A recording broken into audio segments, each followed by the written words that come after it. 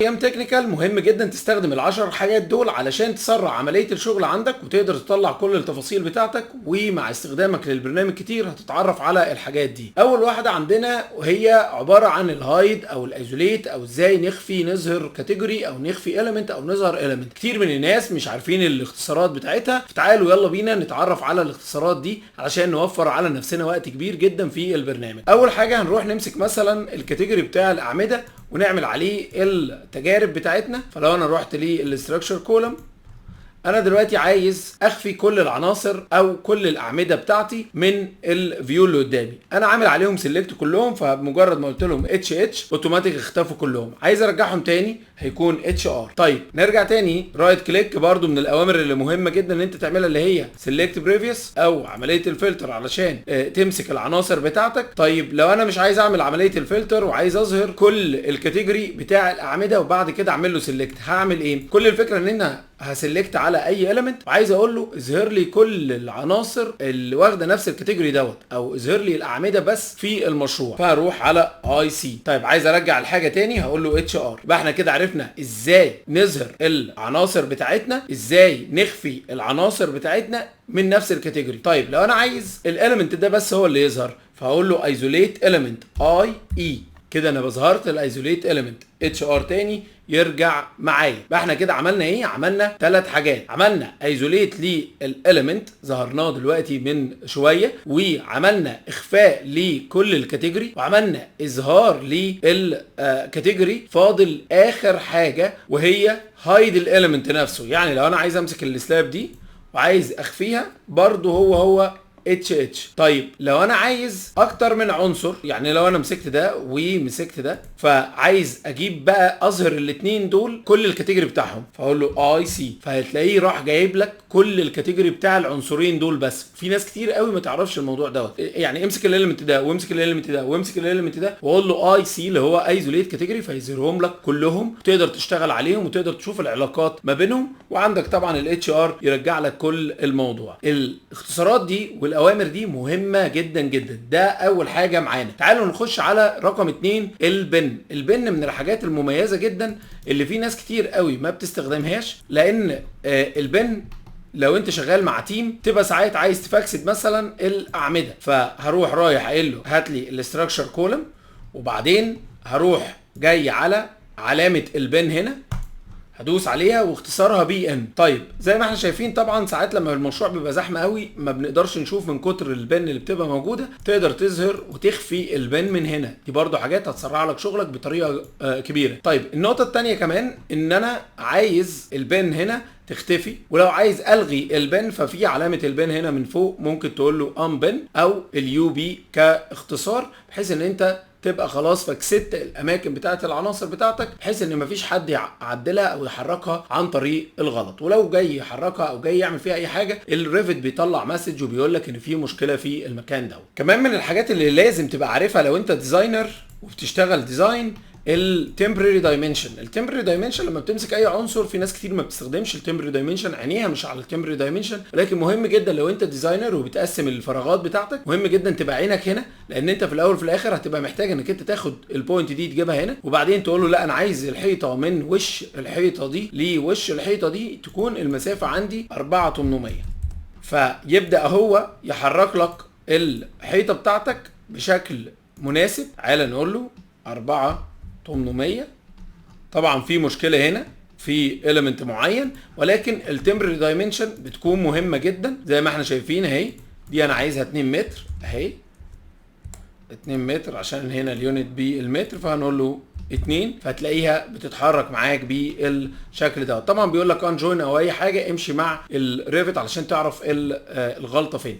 الفكره كلها ان التمبرري دايمنشن ليها اكتر من استخدام وليها اكتر من فكر، انك لما بتدوس عليها كليك هنا كده بالغلط بتقول لك طب انت عايزها من الجنب ده، لما بتدوس عليها تاني بتجيب لك السنتر، لما بتدوس عليها تالت بتجيب لك الوش التاني، وبتبدا تشوف المقاسات بتاعتك. في ناس كتير قوي ما بتستخدمهاش، لكن هي ضروريه جدا جدا في الشغل، وبالذات للديزاينر اللي لسه بيقسموا الفراغات. رقم 4 في التولز مهم قوي انك انت تكون عارفه، وهو الديتيل لاين او اللاينز جوه برنامج الريفت. لو دوست دي ال جوه برنامج الريفت بيطلع لك لاينز تقدر تشتغل عليها زي كده، ولكن انا بفضل دايما مش الدي ال استخدمه في الدرافتنج فيو، استخدم اكتر الريفرنس بلان اللي هو اختصاره ار بي، وبتبدا تروح تحدد الاماكن بتاعتك وتقدر تسناب عليه وتقدر تعمل اوفست وتقدر تعمل منه كوبي وتقدر تعمل الاين للعنصر بتاعك زي ما انت عايز عليه. وهو من الحاجات المميزه جدا اللي لما هتعملها هتلاقيها كمان، يعني لما هتروح تلاقيها كمان طالعه لك في كل الادوار، ولكن مش ظاهر معاك في ال 3 دي، مش زي الموديل لاين. وناس كتير قوي بتشتغل بيه الموديل لاين بتظهره في ال 2 دي وفي ال 3 دي، في الاخر بنلاقي المشروع مليان خطوط كتير جدا. فلو انت عايز حاجه تظهر معاك في كل البلانات علشان تظبط عليها مثلا رأسيه حاجه معينه او الاين حيطه معينه او الاين سلاب، يبقى الريفرنس بلان. الموديل لاين بيظهر في ال 2 دي وبيظهر في ال 3 دي، وده ساعات بيسبب مشاكل لينا. الديتيل لاين بيظهر في الفيو ده بس، وفكرته ان هو كمان هيطلع معاك في الطباعه. الريفرنس بلان ما بيطلعش في الطباعه، فخليك فاكر المعلومات دي علشان وانت شغال تلاقي الموضوع سهل جدا بالنسبه لك. التولز رقم 5 وهي الالاين تولز. الالاين تولز دي لا غنى عنها، ولكن في ناس كتير قوي مش فاهمه هي بتشتغل ازاي، فبتسبب مشاكل كتير قوي في المشروع. تعال نفهم كده الالاين تولز مع بعض علشان تبقى فاهم الموضوع ماشي ازاي. لو انا جيت دلوقتي وقلت له ار بي، رحت راسم خط هنا قلت له اي ال، ورحت مختار الريفرنس بلان بتاعي واخترت وش الحيطه عندي، ايه اللي هيحصل لو انا عملت كده؟ هل الحيطه هنا اتحركت عندي؟ هل حصل تغيير في المكان دوت؟ مش عارف. فهقول ار بي وهاجي من هنا وهروح عامل كده، وبعدين هاخد الخط ده وهاجي بيه هنا واعمل اللاين اهو، فلاقي ان اوتوماتيك الحيطه عندي اتمدت، ما فضلتش ثابته، اكن حصل لها استرتش. في بعض العناصر مش هيحصل فيها حاجه زي كده، لكن بعكس اي فاميلي بقى تانية زي مثلا الاعمده او اي فاميلي اصلا كومبوننت مش هيحصل فيها كده. على سبيل المثال لو رحنا جبنا مثلا الدور، لو جبت الدور وحطيت الدور عندي بالشكل ده وعملت له الاين من هنا لهنا، اوتوماتيك الباب كله هيتحرك معايا، مش هيحصل له استرتش. الاليمنت اللي بيحصل لها استرتش هي السيستم فاميلي، هي دي اللي بيحصل لها استرتش. ولو ما تعرفش ايه هي السيستم فاميلي برضو ممكن تسيب لنا في الكومنتات ونعمل لك محتوى عن ايه الفرق ما بين اللودبل فاميلي والسيستم فاميلي. الالاين من التولز المهمه جدا لينا وبنحتاجه كتير جدا، واختصاره AL. تولز رقم 6 هي تولز دايما في شغلنا بنحتاجها ودايما بنبقى عايزين نفهم هي بتشتغل ازاي، وهي الجوين جيومتري. توفر علينا كتير قوي، وشرحنا قبل كده بلجن بيشرح الجوين جيومتري، والبلجن فور فري وبلجن قوي جدا وبيوفر لينا وقت كبير جدا. لو جبت حيطه من هنا وحصل تعارض مثلا ما بين الحيطه دي وما بين الحيطه دي، او جبت مثلا استراكشر كولم وجيت من هنا جبت الاستراكشر كولم ده نزلته عندي في المكان دوت، قلت له هايت نزلته عندي في المكان ده. بعد كده طبعا هو هنا كفيرست احنا عايزين نغير هايت بحيث ان هو يبان معانا بيه الشكل ده. تلاقي ان الحيطه متعارضه معاك وهنا في كلاش، ولو طلعت الحسابات بتاعتك او الكلاشات بتاعتك هتلاقي ان في هنا كلاش. فدايما بنبقى محتاجين ان احنا نروح للجوين جيومتري. عندنا جوين جيومتري، ان جوين جيومتري، وسويتش جوين. ايه فكره السويتش جوين؟ جوين جيومتري ما بين العنصر ده والعنصر ده، خلاص كده الحيطه مقطوعه على العمود بتاعنا. لو جيت قلت له سويتش جوين، ومن التريك المهمه جدا تبقى عارفها ان سويتش جوين مش هيشتغل عندك غير لما يكون خلينا نعمل لها ستراكشر كمان، غير لما يكون التو اليمنت معمول لهم جوين. تعال نبص على الشكل، تلاقي ان الحيطه داخله جوه العمود وقطع جوه العمود، والعمود لو انت عملت له اتش او عملت له ايزوليت اليمنت تلاقي ان الحيطه قطعاه من جوه.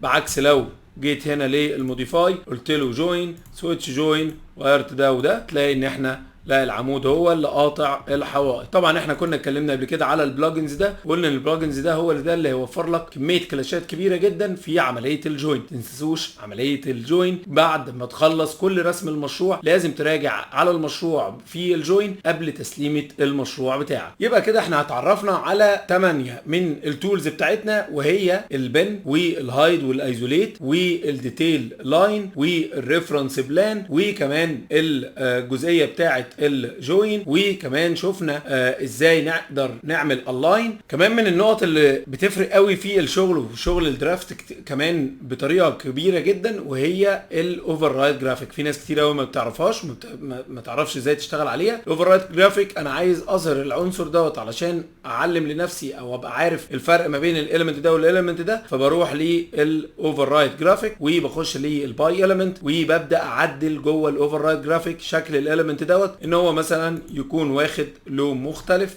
بالشكل دوت. لو احنا مثلا جينا اخترنا كده يبقى العمود دوت هتلاقيه دلوقتي لونه مختلف. وتقدر من هنا بقى طبعا تحدد النقطه اللي انت عايزها، وتقدر من هنا تشتغل على تفاصيل كتير جدا، تحط هاتش باترن وتغيره وتعمل فيه كل اللي انت عايزه، ودوت بيكون اوفر رايت على اي حاجه انت عاملها في الفي في. النقط المهمة جدا واللي بتسأل فيها كتير جدا في اي انترفيو. ونروح لاخر تولز عندنا وهي الكرييت جروب. فعليا يا جماعة الجروب من الحاجات المهمة جدا اللي لازم انت كمعماري تستخدمها او حتى انت كإنشائي تستخدمها، لان هي بتوفر بشكل كبير جدا تفاصيل وشغل بتكون عندنا. يعني على سبيل المثال المكتب ده والمكتب ده هنا في المكان دوت وفي المكان ده، وبعدين انت عايز تاخد الثلاث مكاتب دول بدل ما كل شويه تعمل لهم كنترول، بتروح رايح عامل لهم جروب، وبتقول بقى ان دوت مثلا موديل جروب، وبتقول ان دوت مثلا فرنتشر او ايا كان. ولما بتروح على اي مكان تقدر تروح تجيب الجروب دوت. تقول لي اخده كنترول، تقول لي لا، هقول لك تقدر تروح للانوتيشن، ومن الانوتيشن هتلاقي فيه هنا حاجه اسمها الديتيل جروب. لو قلت له بليز ديتيل جروب، فلو عايز تروح تجيب الكلام ده وتحطه في البلان التاني مثلا، كل اللي عليك انك انت هتروح رايح جايب الموديل جروب، ممكن نخلي دي هيدن لاين، تروح رايح على الاركتكتشر موديل جروب وتجيب البليس موديل جروب، فتلاقيه اوتوماتيك نازل عندك بالشكل اللي احنا شايفينه ده زي ما انت شايف. فينزل عندنا ويوفر علينا وقت كبير جدا في الشغل. طيب بعد كده عندنا اوبشن اللي هو الديتيل جروب. يعني لو برضو دي ديتيلات عندك برضو جوه الانوتيشن هنا في حاجة اسمها ديتيل جروب. يعني لو انت راسم تفاصيل معينة كلها 2 دي عايز تعملهم جروب وبعد كده تنقلهم من لوحة لوحة او من مكان لمكان علشان تطلع المشروع بتاعك باسرع طريقة ممكنة. فدي من النقط المهمة جدا واللي احنا بنتعرف عنها بالتفصيل في الدبلومة بتاعتنا. توفيق ليكم واشوفكم على خير. خليكم فاكرين ال10 تولز دول، ولو عايزين تعرفوا تفاصيل اكتر سيبوا لنا في الكومنتات. لو في حاجات معينة عايزين تشوفوا لها حل او اختصارها ممكن كمان تسيبوا لنا في الكومنتات. بالتوفيق ليكم.